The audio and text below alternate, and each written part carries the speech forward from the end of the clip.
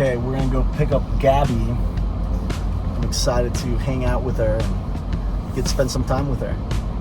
Hung out with her in Miami, and we had a good time out there, and I'm excited to hang out with her in New Braunfels now. What's up, Gabby? Hello. How are you? Good, how are you? Good to see ya. So good to see you. So awesome. I'm excited to show you around New Braunfels. I'm so excited to be here, and then also I gotta say congratulations on your engagement. Oh, thank you so much. I'm so excited. We're actually headed down to Tulum next week to look at wedding venues. Oh my goodness, busy schedule, but also you've just been killing it lately here in New Braunfels. Well, thank you. And I'm so excited to see the town. I've never been here before. Yeah. And really, you've never been to New Braunfels? I know I actually haven't. I think the closest I got is that amazing outlet mall. Okay, gotcha. In San Marcos? Yes. Yeah, very cool. So I'm excited to see your area, learn more about what it is that you do, and more about who you are. I know that we kind of know, but we're all gonna know soon. Perfect. Excited. You want to get going? Let's go. All right. Got so much dough, I don't know what to do so with pretty. it. Suddenly, a part of me just wants to go back to how it used to be. I'm one in a million, I'm super rich. Got so much dough, I don't know what to do with it. But why does it take to die to see heaven in the place you thought it would be?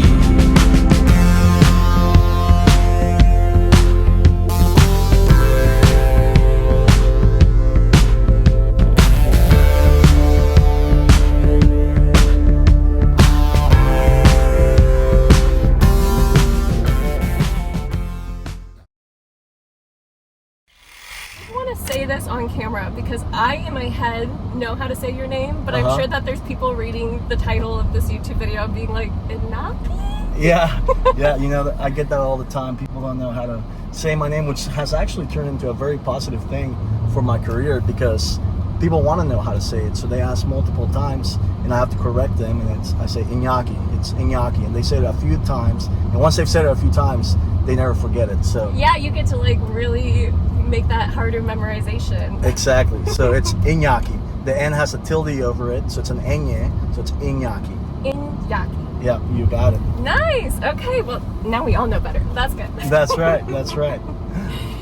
What is the moment that made you realize that real estate wasn't just a job, it was your lane? That's a great question, and you know, I never really wanted to be a real estate agent per se.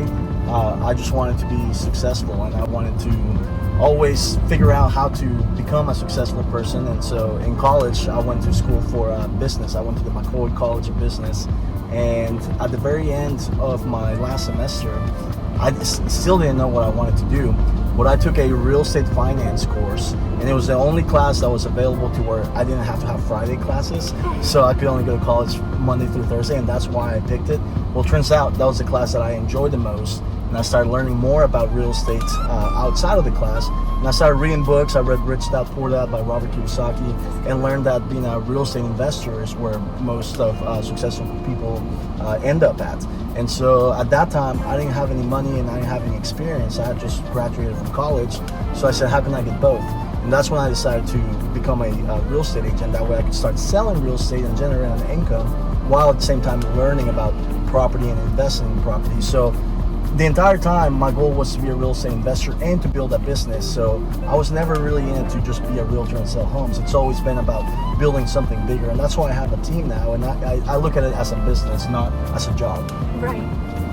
Well, that's also really interesting how life can be like that, where you're in a class and you're like, I guess I'll just take it as a filler, and then it like kind of takes your heart.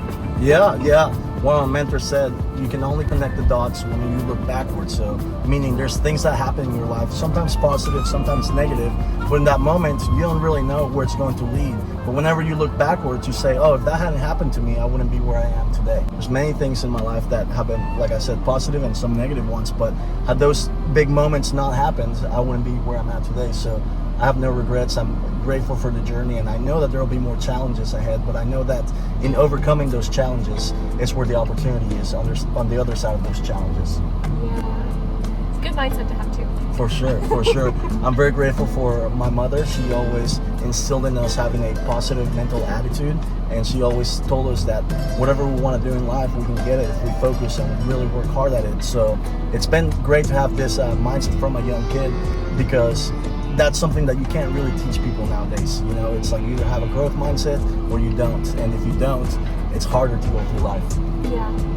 And you do have your mom written like in your bio. Yes. And so your mom sounds like a powerhouse. Oh, she's a super powerhouse. What's one piece of advice that you still use in your business today? You know, she has taught me to love people and use money rather than loving money and using people. To love people and use money rather than loving money and using people. So I think that's Yes, I like that one. Yeah, that's good. So I'm always people first. I care more about the relationship than the transaction. I'll do many things to save our relationship over the transaction. And so I think that has helped me in my business, right? Because they call it enlightened self-interest, because you're doing good for other people. In return, karma, whatever you want to call it, will come back to you, those good things. But I'm not keeping score, right? Like, I'm not saying like, oh, I did something for you, so now I expect something back. Not at all. I'm just a giver. I just try to do the best that I can, and in return, the world, the universe keeps sending me back good things, good vibes. Getting back that good karma. Yeah, exactly. Well, you've negotiated in the Caribbean. Yeah. Which also, how was like time in the Caribbean for you? Oh, the Caribbean was so cool, and it was such an unexpected opportunity. As I told you, my goal was to be a real estate investor, which I'm happy to say that I am now. But at that time, I was still very young, and I was continuing to go to conferences, continuing to learn, looking for mentors in the real estate investing space. And I learned about this thing called the Investor Summit at Sea, where we went on a cruise ship for 12 days, and the entire time we're on the cruise ship, we're basically in the theater in class, learning from Robert Kiyosaki, learning from Robert Helms, from many huge people in the real estate investment space. And so it was so good to rub shoulders with them for 12 straight days. You get to build these relationships. And at the time, I had just started my career as a realtor, and I was in the Woodlands, Texas, north of Houston. And I had been about a year in the business, so I was starting to get some traction. The first year is always the hardest. Yeah. And at that time, the cruise ship stopped in Belize, and there was a huge development, $250 million development, and you could buy vacation homes that would pay for themselves by being rented out. And I said, oh, this is where I can connect my clients who have a lot of equity in the Woodlands to not only just sell their house and buy another, but take some of that equity and invest in some property that can generate them cash flow. I also wanted to help other people invest in real estate. So I had that conversation with the developers there, and after a few conversations, they said, you know, rather than you bringing us clients, why don't you just work directly for us and move down here and live in Belize, live on this island of San Pedro and Ambergris Key. And within, I said, I gotta call you back. You know, like, I gotta think. I called him back within 45 minutes. I said yes, and the next week I had moved to Belize. Wow, that's a quick turnaround, but you saw the opportunity. You were ready for it? Yeah, I make decisions pretty quickly, you know, whether it comes from just ordering food at the dinner table or moving to a different country. Being able to make a quick decision, I think, has helped me a lot in life, because if you overthink something, you're going to talk yourself out of many opportunities. Yeah. I mean, I can actually do that. I thought the food thing was funny, because I can be in my head and be like, all right, where do I want to eat? And then I'll be like, oh, maybe that place. And then I'm like, oh, what about that? Yeah, you can overthink it. A lot of times I just tell the server, bring me your favorite thing, and I don't even look at the menu, and it always turns out great. Nice. That's good. But, okay, so you were in the Caribbean, got this great opportunity. That's like kind of a really cool beginning, because you saw the opportunity for yourself kind of as an investment return, but then you're bringing it in for other people that you knew to help them get return on their own investments. Yeah. And then they were like, wow, you're doing great. We want you here for us. Exactly, yeah. I mean, at that time, I didn't even have the wherewithal to, actually, I didn't even know what the word wherewithal meant. I had to ask my mentor that was driving through Belize, showing property. He said that, he was like, yeah, we got to find people with the right wherewithal. And I'm like, what does that mean? So he taught me what that word meant, which was pretty interesting. And what does it mean? well, it's just having the ability to purchase, the assets and the wherewithal, having the financial ability to purchase a large asset. That's kind of what it means. You know, like at the time, I didn't have the wherewithal. I was just I had just graduated college, and I didn't have the funds available to purchase something like that. But yeah, it turns out that I ended up working directly for the CEO, so I learned so much from this real estate developer, and I have taken many of those lessons through my entire career. Wow. love that. Also, sorry, we just drove by some really nice new modern homes. I thought there would be more modern farmhouse, but that had more of like a curvature that I was surprised by. What is that architecture called? Yeah, so here in New Braunfels, you know, it's an old German town, so you're gonna get a lot of that German influence. Like you'll see it right here, and then you also have a lot of Texas Hill Country modern is what we call it. I'm kind of liking this fusion though. Like I like them together. Yeah. No, we have a pretty unique style here in New Braunfels, and we're going. Also gonna grab this. Yeah, this is the Landa Golf Course. This is Landa Park, one of the best parks here in New Braunfels. And there's many homes here along the golf course, and then the river runs right through it as well. So I'm gonna drive you through the park, that way you can get a good view of it. And then we'll go to one of my listings that just went under contract, because I got to place this sign on it. It says under contract. Congrats, by the way. Oh, thank you.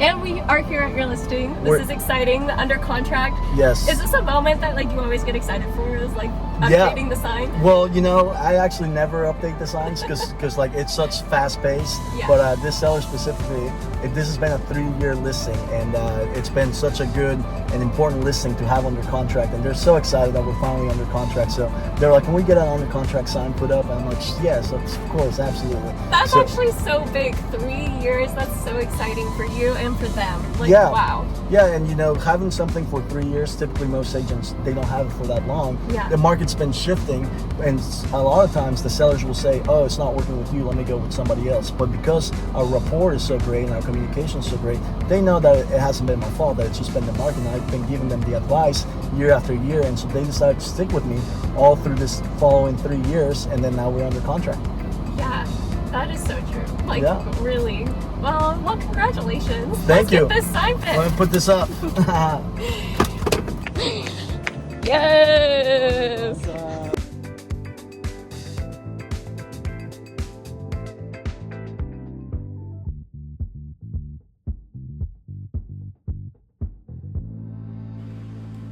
Yeah, so Annie has an uncle who plays live music, and he often plays here.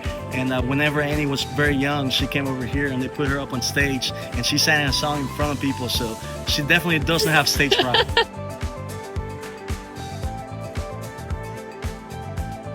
Tables in the water sometimes, and it's just a low part of the river, so it's a good place to just hang out and have a good time.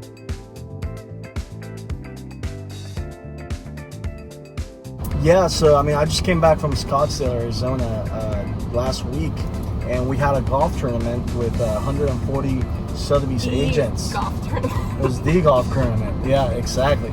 There's 140 top producing Sotheby's agents from all over the U.S. and really a few other countries as well. And we didn't talk real estate at all. There was no conference, there was no class. We were just there for 4 days golfing. And the whole point is that you get to really know people well. And so anytime somebody reaches out and they say, "Hey, I want to buy a vacation home in Florida," or "Hey, I have property in Colorado, a ranch that I need to sell," wherever it is in the U.S. or anywhere in the world, I most likely have somebody that I have a deep connection with, that I know will take care of my clients the same way that I do, and I can connect them with somebody that I know, like, and trust, and they'll provide the same level of service that I do. Yes, and I think that's such a big and important thing, especially as we're moving to such a digital world, is like the human connection is so important, but having your people, like the people who work with you, trust you, and have same ethics and values. So you finding more people for them that match the same tone of life allows for that cohesive harmony Yeah. to expand their networks. 100%. And sometimes I'll know multiple agents in the place that they need somebody, and I'll match them based on personality, based on who I think will work best for them. Because I know that professionally they'll all do a great job, but maybe on a personal level, I can connect them with somebody that will match their energy. Yeah, definitely. Because you can't control your energy. Your energy is just your energy. Like, you shouldn't have to change it. Yeah, exactly. Match You it. are who you are. What was your last Zillow search? Like I said, I only use Zillow to show sellers what the consumers see on Zillow's for this estimate. Do you hate Zillow? I mean, I don't really hate anything, you know. I think Zillow is a business, and they're for profit, and their whole goal is to make money, and so they sell our data that we put into the MLS is what they're selling back to realtors, right? Because the way that realtors get leads from Zillow is by paying them, and so whenever a home buyer looks on Zillow and they say contact agent, they're not actually contacting the listing agent. They're contacting somebody that paid to get those leads, which I don't. But at the same time, what I'm saying is they're just a business. I don't hate them, but there is some education that has to come with a client that says, oh, my estimate says my home is worth this much. Okay, great. I understand where you're coming from. Let me show you why that's wrong. So kind of diving into that, because obviously we are kind of stepping into like the millennial era of buying and selling over maybe Gen X and baby boomers that has been dominating in the past. Have you noticed a big difference in your education that you have to take them through? Yeah. So right now I'm doing a lot of video calls where I do a screen share, and I actually walk them through the recent sales that are comparable to the home that they're talking about, and I show them the positives and negatives of each one. So I really do an educational approach so that they really understand why my opinion of value is what it is, and I'm not just pulling a number out of thin air. So the millennials do appreciate the education. They also prefer to text rather than call. So I record those videos and I actually send them to them by text, and then they'll click it, and I get such good feedback out of them. Yeah, because it is kind of like an in-person phone call you can have anytime with low social pressure. yeah, exactly. So I'll send them the 10-minute video and they can watch it whenever they want. Yes, and I think that's something that is like the next step for digital marketing, is like personalized.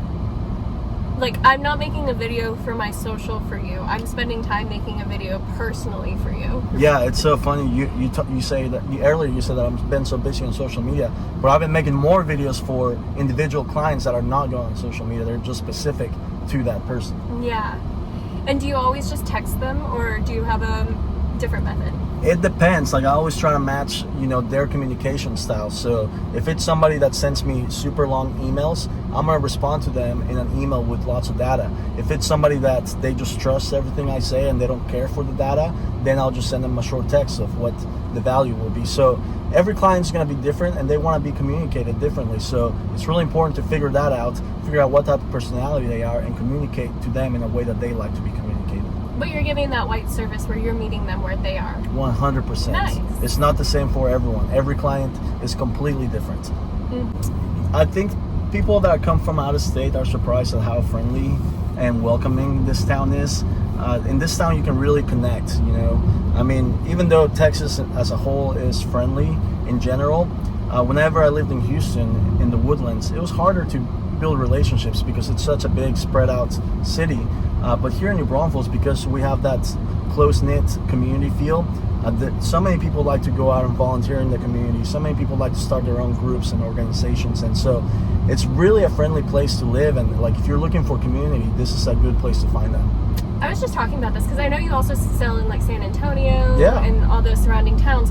I think it's so funny when you get to that medium size that can happen, where you're like medium large, where people are small enough to be nosy, Yeah. but it's big enough that they're like minding their business. So they're Yeah. like nosily minding your business, so you feel that kind of tension quiet more, versus when you're in a small town, it's like, hey, where are you? Like, I don't know you. Tell me about yourself. Yeah, I think New Braunfels is at a good spot right now. Yeah, that's so fun.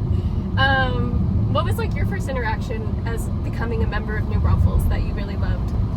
Yeah, so, whenever I first moved here, I had been coming here since college, but it was because I worked at the Grist Mill, which is the second largest restaurant in Texas. But at that time... That's got to be pretty large. Yeah, It's yeah. Texas. I can show it to you later on after this if you'd like. It's in green. And, it's a huge restaurant. I was coming down working as a server while I was in college, and I had no idea that I was in New Braunfels, really. I would just drive from San Marcos straight to work and drive back. And so I had been coming to New Braunfels without knowing it for so long. But then when I finally moved here, it was just so cool, just having the river there. Like, I keep going back to the river, but it's really such a natural beauty that we have access to that other places don't have, because it's also fed through the Comal Spring. So it comes from underground. It stays at a constant temperature year round. So it's really, really nice to take a dip in it. Yeah. I mean, Texas summers. That's right. Yeah, you need to cool off. Definitely.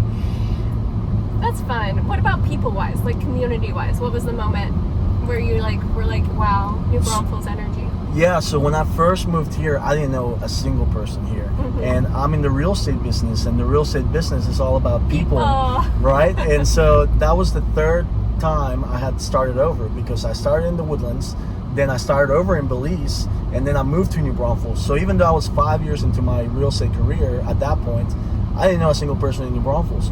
So what I did is I filled up my calendar with just events and places that I could meet people. I joined the Chamber of Commerce. I joined the JCs, which is like the Junior Chamber of Commerce. I was in a philanthropy committee. I was volunteering at Worst Fest. I was volunteering at the beer fest that we have. So there were so many volunteer opportunities here, and I made it a point to, if I didn't have any deals going on, my job was to just be in front of people and build relationships. And back to what I was saying, I wasn't telling them that I was in real estate. I was just making connections. And I realized, oh my God, this town is so much easier to network, because I was trying to network in the Woodlands, but you didn't really see people over again unless you were intentional about it, unless you actually reached out to them and scheduled a meeting. Right. Here in New Braunfels, by just being part of the community, you will continue to see the same people over and over again, and that's how you build a relationship. Yeah. And I think that's true digitally too. I like to call social media the hallway of life. And so small town, your whole town square is your hallway. Mm-hmm. And when you show up online, like you mentioned, 14 months is in the making of their head. But if you're not in the hallway when they're ready to make that final call, they'll forget about you. Yeah, 100%. This is so pretty, by the way. So what is the difference for house costs whenever you're getting a house with this water walkway? Oh my God, water is everything when it comes to value. If you're on the water, your value's going up significantly. So, I mean, even just the lots here, they go up for so much. So a house that could be maybe $500,000 not on the water could be closer to $1 million by being on the water. Wow. And being on the water, is there anything in particular that is maybe scary to a person? Well, yeah, of course, flooding, right? That's going to be the biggest issue when you're with water. So yeah, you have to come in and know that there's a potential that it could flood. All of these houses have flooded before, so you have to be aware of that. But I mean, there's risk and opportunity with everything. So you just have to be okay with the possibility that that could happen and be able to protect yourself with the proper flood insurance. Yeah, and it's definitely a topic. I mean, the beginning of this year and kind of the tail end of last year, there's been so many really serious natural disasters. And I feel like a lot of people feel like insurance is just not on their side anymore. Oh, yeah. Corporately. I mean, premiums keep going up. They're not really even responding the way they should. So, yeah, I mean, that's a whole deal in and of itself. Whenever you're dealing with your buyers and helping them navigate that, is that something that you handhold them to, or do you navigate them to somebody that you trust in the network to help them get what they need done? I help them wherever they need help. A lot of them will already have their preferred insurance provider, mm-hmm. and we see that all the time because they've owned homes before, or they have cars, or most people have interacted with insurance before. But whenever they don't, I of course provide them the people that I like and the companies that I like here. So opposite of by the water, what about these houses that have this hilltop view? Well, I'm gonna take you to one that has incredible hilltop views, and that's another big value add. I mean, we are in the Texas Hill Country, and a lot of people move to the Texas Hill Country to look at the hills. And I mean, if you're not on the water, you want to be on the hill. Yeah, right? The tippity top. That's right. We're going to the top right now. This is actually 1104 Summit Ridge where we're going. So we're going to the summit of this hill here. So this house is for sale currently. It's for sale currently. It's brand new construction by Luxus Design, and they put so much detail into every square foot of this place. You're gonna be blown away. Whenever you have construction, builders, developers, how are they designing this next wave of luxury? Yeah, you know, I think there's a lot of smart home automation coming into play now, and millennials want that. You know, they want to be able to say, Alexa, roll up the curtains, you know, and I have a lot of that in my house personally. So, and this has a lot of that. It has a Lutron light system, and it's got Sonos surround sound throughout the entire home. So having, you know, that technology package along with the home, I think is going to be the next wave of luxury, because a lot of builders, they don't want to add all those things in because they really don't make money on them, because they got to pay, you know, for those electronics. But the new buyer, they want to be able to walk in and have the house ready. They don't want to have to go and do everything else afterwards. Yeah. So is that something that you help the buyer or the developer, or they've gotten the memo? Yeah, you know, we work with many people that do home automation. One of my friends, Dustin, has his own home automation company, and I connect them with builders, and it's easiest to do it during the building stage, because that's when, you know, they're still not, the walls are not up yet, and you can get all the cables through the right places. So yeah, doing it before the home is built is definitely the way to go. Check out this views right here. This is crazy. Because I love how the hill country is kind of spread out, so you get to see the other hills. Yep, exactly. Are y'all foggy in the morning? Do you get Sometimes, that foggy haze? Yeah, sometimes. Nice. And we get beautiful sunsets. Ah, I see the sign. That's the sign.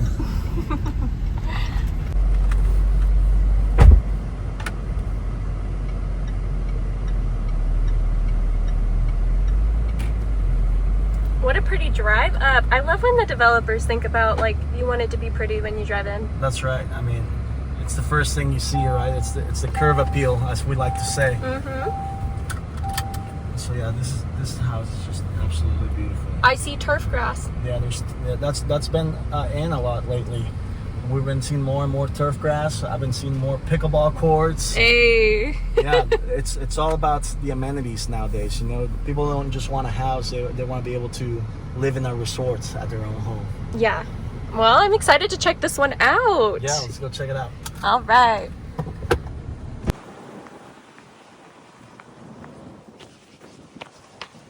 So it's 1104 Summit Ridge, and one of my favorite features is that the Lutron light system. I just hit all on, and all of the lights come on. It still smells brand new. Yeah, that's right. How pretty. So this is 3 levels. We're walking into the middle level right now. We have a 3rd level above us and a 1st level below us. And this is your entertainment space. This is going to be your kitchen and living room and super nice patio, which looks up the hill country and the resort style pool. Wow, you weren't kidding with the view. Yeah, this is my favorite property so far. And so you have the farmlands in the distance that you can see. You have the development area that you can see. We're right next to the river. We're super close to Canyon Lake, so it's a great location if you want to just relax and have a place to unwind. TV, full kitchen, grill. I'll show you the primary bedroom upstairs. I'm really loving the colors in this kitchen. Yes, they have so many details in this house. I mean, even the hinge of the pantry door. Like, step over here, look at this hinge right here. Look how this opens up. Oh, wait. Oh my gosh, wait. Do that again. I was in 1. I need to be in 0.5. Okay, Ready? yes. Yeah, check out this pantry door. Look at that hinge. There's so many details throughout this property. Stop. And That's even the cool. pantry is fully, decorated with its cabinets and Oh, yes. yeah. These are OCD canisters. dream. You already have all of the organization there. Yep. That's the fridge. And then you have multiple freezer doors Which, like, how cool is this? Yes. No one's lived here before. It's brand new. Brand new. This is the garage with AC, epoxy floors, metal and glass door. And it's speckled. Yep. I'm telling you, every detail is taken care of. Like, you have AC in the garage. And this wall is really great because they can add all the hooks. That's right. That's exactly right. Nice. And we'll go upstairs and show you the primary bedroom. Oh, before we do that, I'll show you what I like to call the Drake toilet. So there's a hidden bathroom here. I actually did not notice that. Yeah. You walk in and then check this out. You just go. What? Oh, and a bidet. Yes, yes. So you have a remote here, and there's all these different features. Take care of the front, the rear, the massage. Does it have games on it? Like, it's I don't know if this has your- games or not. You can change the pressure, the position. It's got a massage. Oh, this is kind of interesting. This is the hidden bathroom. Yes. That's crazy, though. That's right. We'll go up to, look, this is just an example of, we don't do paper brochures. We do super nice, high-end, hard stock brochures, because whenever a buyer comes through, they're looking at different houses, and I want them to think of my listing whenever they're home. So they could take this nice brochure with them and think about it all night, and then call me the next day. And it's like more of a luxury appeal. You know, you're going to throw away the piece of paper, but you're not going to throw away the piece of cardboard paper. That's right. Exactly. It's all about being top of mind. Nice window right here. Yep. Huge window. So this is the master. This is the master. Also, are they getting sunset with their amazing view, or Oh, is it yes. sunrise? Yes, sunset views here. Wow. And this bathroom is so cool. You have double vanities. You have your Lutron light system as well. And then you have the Drake toilet again over here. Hey. But then the shower is a steam shower. And my favorite part about them is that all the showers have this system where if you're at the pool and you want to get the steamer on or the shower on, you can turn it on from your phone from an app. And it can be ready for you whenever you come. Wow, so the water's a little chilly in the morning and you do your cold dip. Yeah, yeah. In a tub, totally like an art installation here, in my opinion. Definitely. With the view, but still private. I like that they added the frosted glass. Yep, yep. It's great. Double door bathroom. Backlighting. Lighting on the... Is this lighting on the mirror? We'll try. Oh, it's on the mirror. See, Yeah. that's what you need. Yeah. And they have a heater on them so that they don't fog with all the steam. Yeah. It's luxury. So you can get your hot shower, put on your makeup right after. That's right. Yes, yes. Ladies. I'll take you downstairs to show you what I call the party room. Party. I mean, this is definitely more that relaxing getaway. Oh, it has a fireplace. Yeah, it's got an electric fireplace. It's pretty nice. Let me see if I can turn it on. Yeah, there you go. Mm-hmm. Even better view from the third level. Mm-hmm. Huge 25-person hot tub. This is huge. Crazy. Yeah. Outdoor kitchen. There's a half bath back there, and like I said, this is just my absolute favorite listing right now. And there's already really fairly tall plants that you just planted in too. Yeah.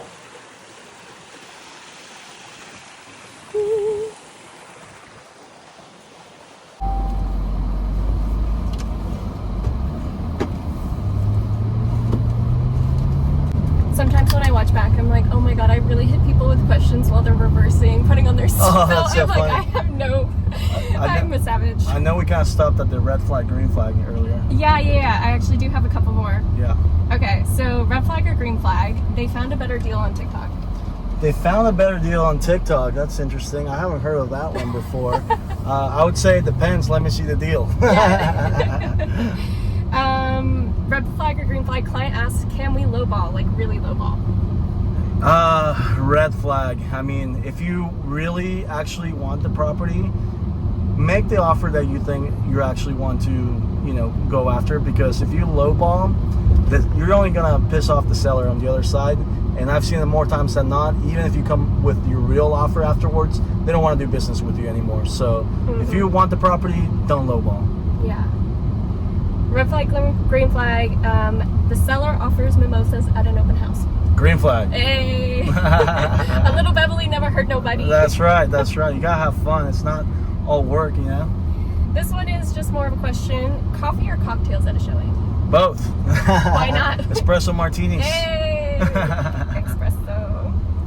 Well, just taking a little bit of a different tone. Now that you're building your life with Sam, how has your definition of luxury evolved? You know, my definition of luxury has evolved in many ways now that I have Sam and Annie in my life. And for me now, luxury is being able to do what I want, when I want with them. So we go on lots of trips together. We're going to Tulum. We liked the convenience. Like we choose convenience. We like flying first class. We like spending an extended amount of time while we're on vacation. So to me, luxury is being able to spend the time that I want with my family. And I mean, this business is about relationships, and I feel like that's one of the best things that real estate agents are so skilled at, and something that is going to become even more important in the next 5 years.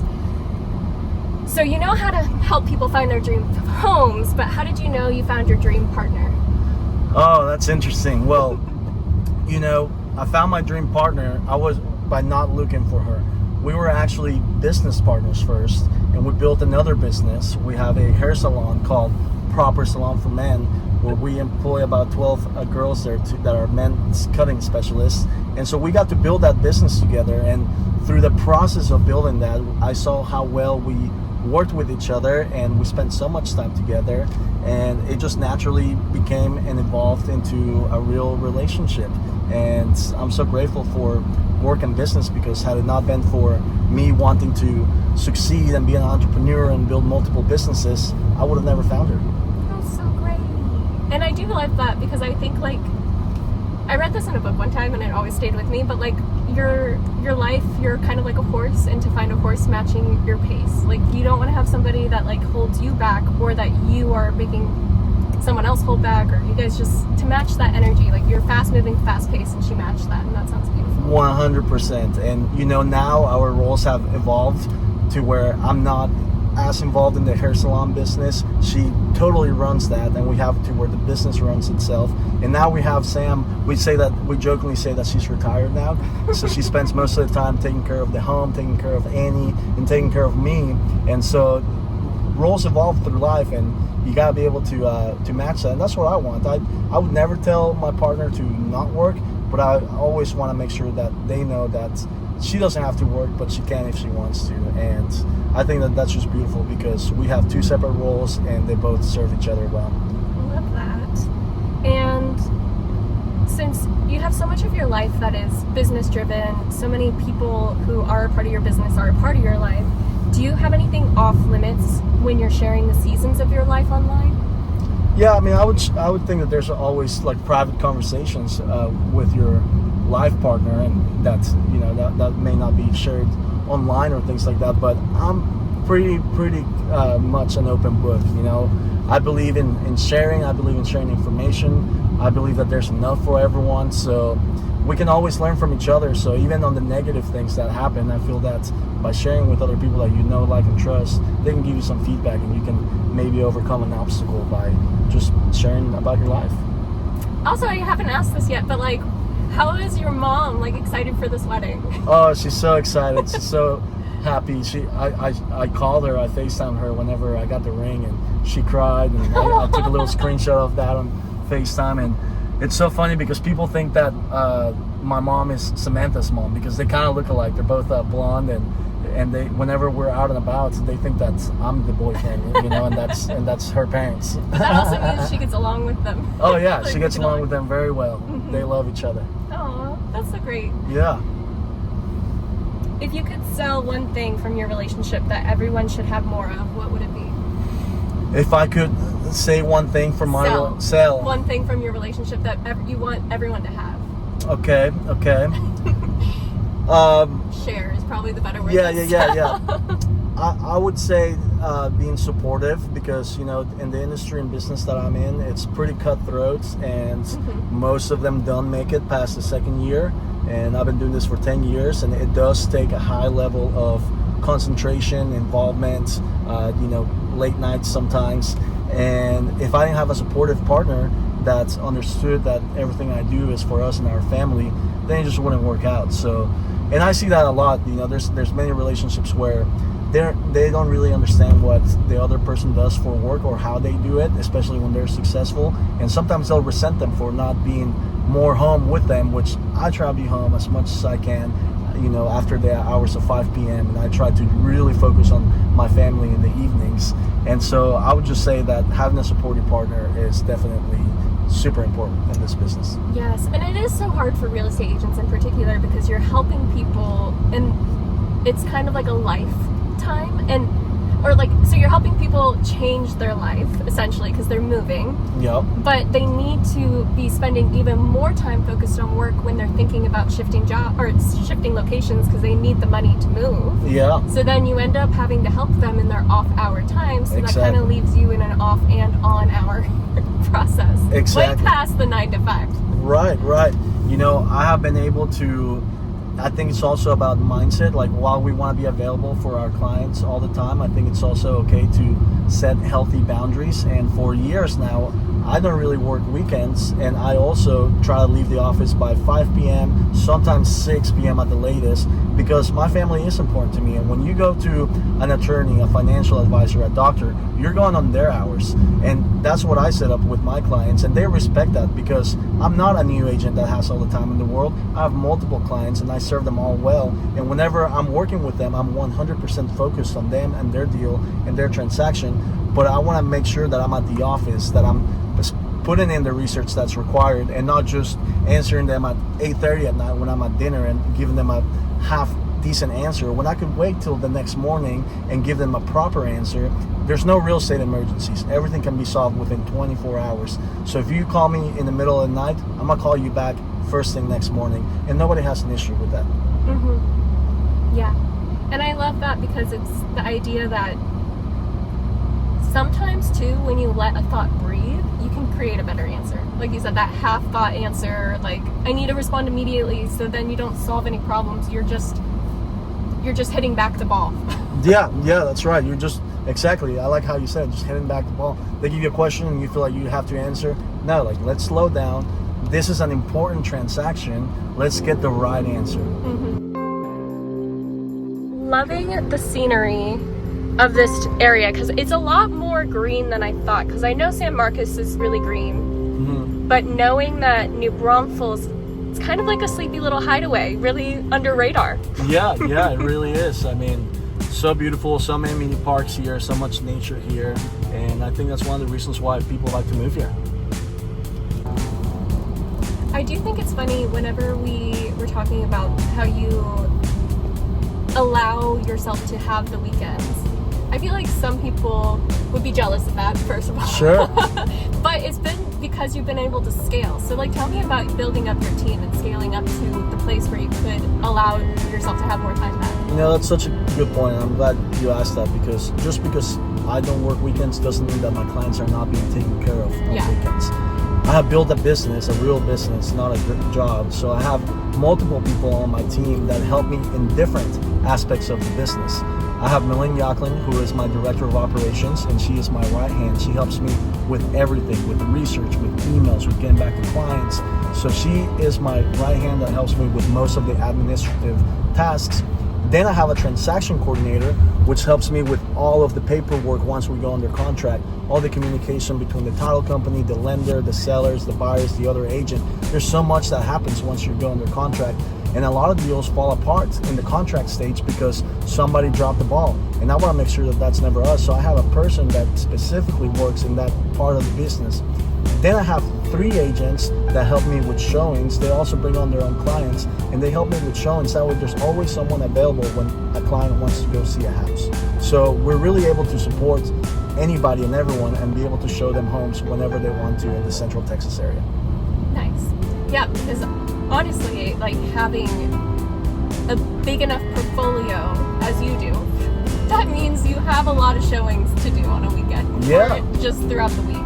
So to have that many bodies to be able to accommodate, to be able to know, because at some point, if you think about it from an analogy of sports, you're kind of like the coach. You have to know who to put out on the field. Exactly. And also, like you said, energy matching. So is that something that you put into consideration? too. Oh yeah, 100%. Depending on, I have different agents for different clients, depending on who they are, what they're looking for, what their personality is. I have the right person for them. And sometimes I may say, hey, you know, what you're trying to do, we're not the right fit, and that's totally okay. Somebody will thank you for telling them that you're not the right fit and referring them out to a different agent from a different team that might be the right fit. But within my team, we have enough personalities and enough experience and knowledge that we're able to accommodate most of everybody's needs. What's the biggest lesson you could give to other real estate agents who are looking to scale and build a team? Don't be afraid to scale. You know, whenever I first moved to New Braunfels, I was the new agent in the office. I wasn't new in the business. I had been doing it for 5 years, but I was new to the market, new to that office, and everybody in that office, who I love very much, and they're all really close friends with me, they were individual agents. And as soon as I came in, I said, I'm looking for an assistant. And I told my manager that, and I started looking for an assistant. And everybody in the office, at first, they will tell you this. They were like, why are you looking for an assistant? Why are you looking? That's another mouth to feed. Like, Yeah. and you just got here. Like, you know, they thought I was a little crazy by doing that. But sure enough, I knew where I was going, and I knew that I was going to need help. And I knew that I didn't want to do it on my own. And now people have asked me, hey, how did you hire an assistant? And so I help them get their businesses to more scalability. Now that I have the team, I had the assistant for a while, but now I even scaled even more and have the team, and now I'm helping other people grow their teams as well, just by sharing, you know, the things that I've learned and mistakes that I've made. And you know, like I said earlier, I think that there's enough to go around for everyone. So I'm not in competition with other agents in my office or other offices. The only competition is myself, because there's enough for everyone. Yeah. And for your mistakes, what is one of your favorite mistakes?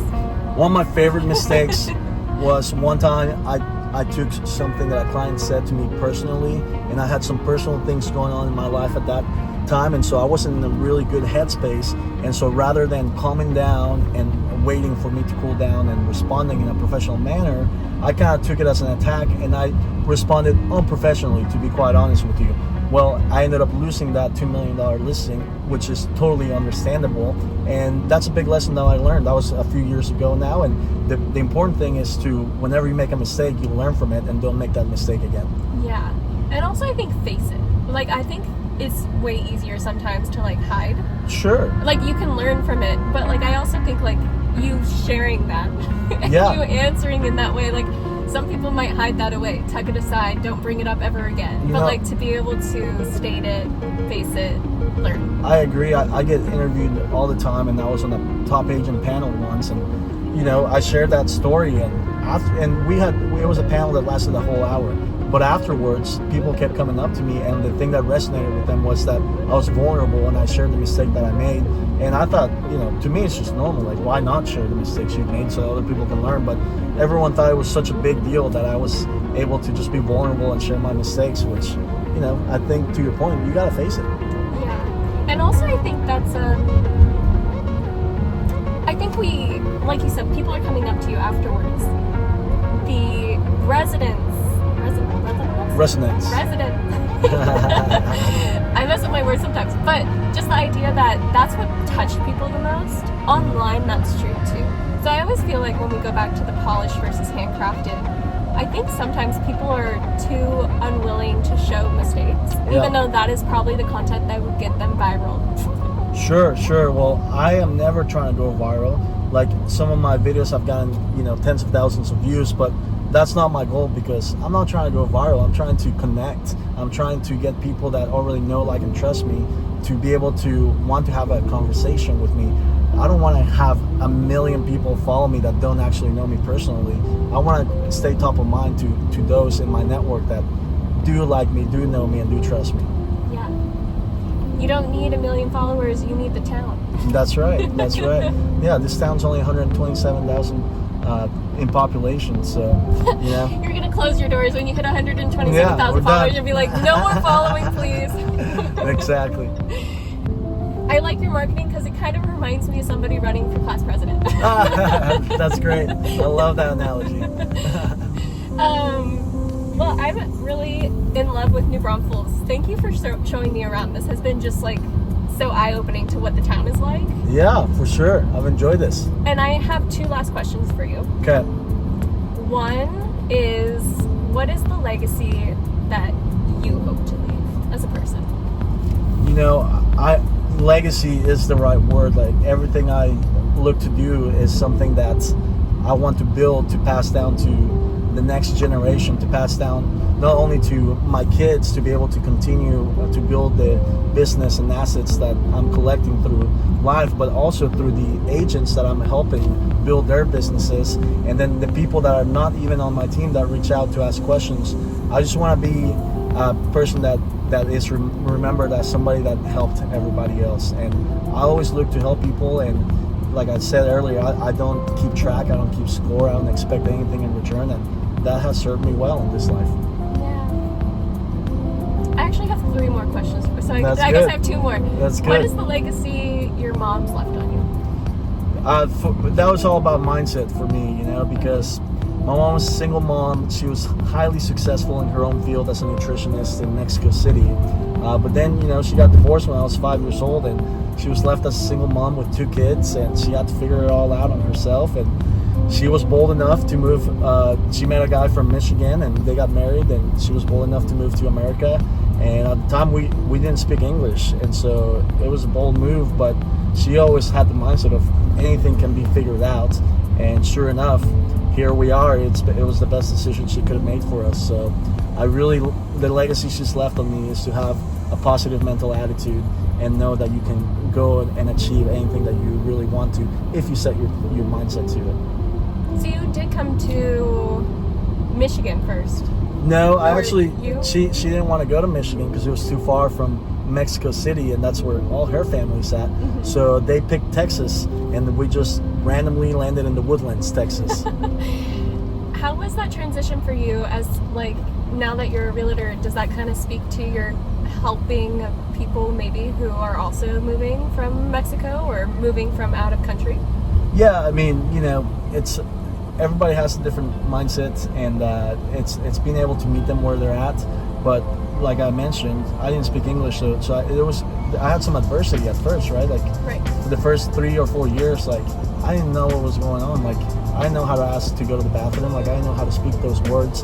Like, just as simple as that. So I had to overcome all of that, and so that's translated into now my career. That I don't see, like, there's problems everywhere, there's challenges, but I see them as just hurdles that need to be overcome. So I'm able to remain pretty calm in tough situations, especially in high stakes negotiations, because of the life that I've gone through, I think.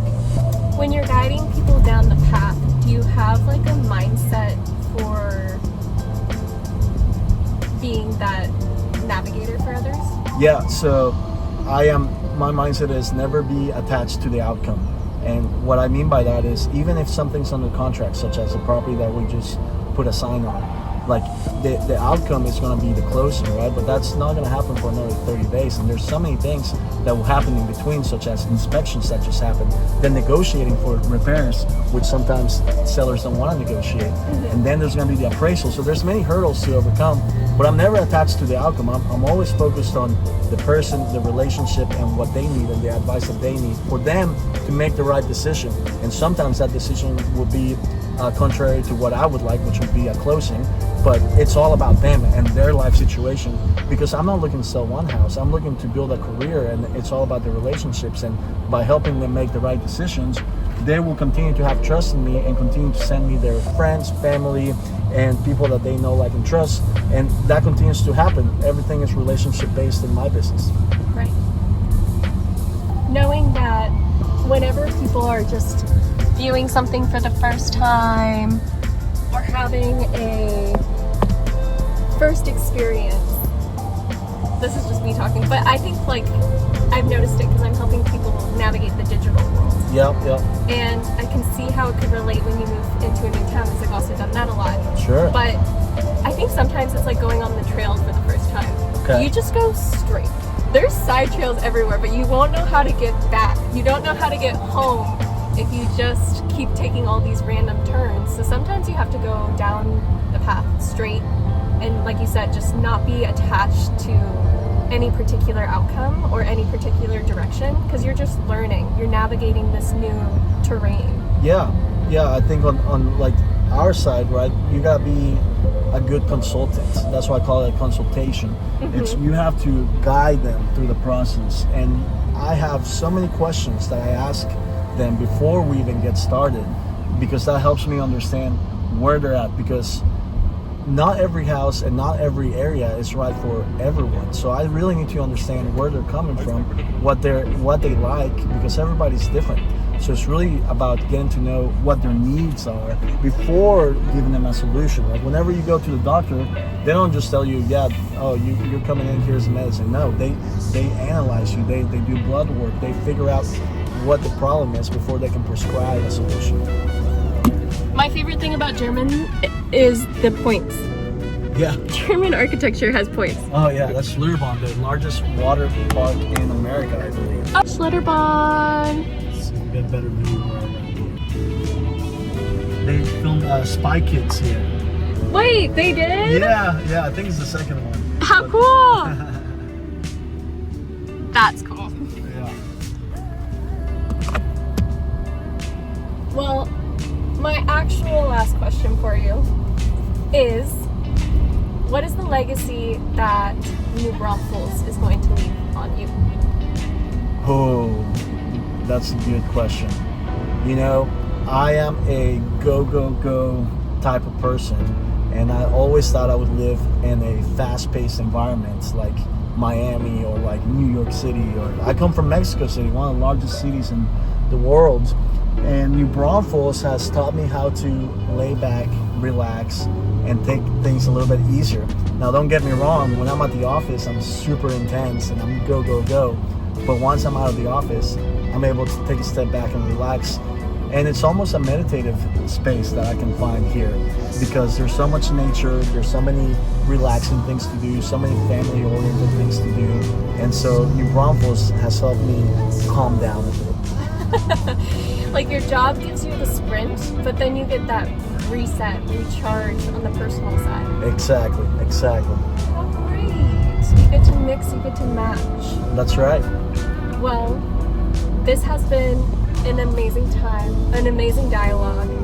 And if you're looking for a home in New Braunfels and want somebody who's ready to hit the ground running for you, talk to you how you need to be talked to, and got your back, this is a great agent. Oh, thank you so much. I'll be happy to help anybody that comes from you. Any last words for the viewers? Where can they find you? You know, I'm on Instagram, Iñaki_Strick. I'm also on Facebook. And, you know, if you really want to connect, go to strickrealestate.com and check me out there and fill out one of those forms that I have somewhere in there, and we'll be happy to set up a meeting. What's your favorite cold outreach? Like somebody reached out to you randomly, like you didn't know them before. What's your favorite one that you've ever received? I got one today. Hey, I need to sell my $2.5 million house. Can we You're meet? like, that's a favorite. Yes. So we're always growing. Mm-hmm. Well, you can grow your real estate portfolio too.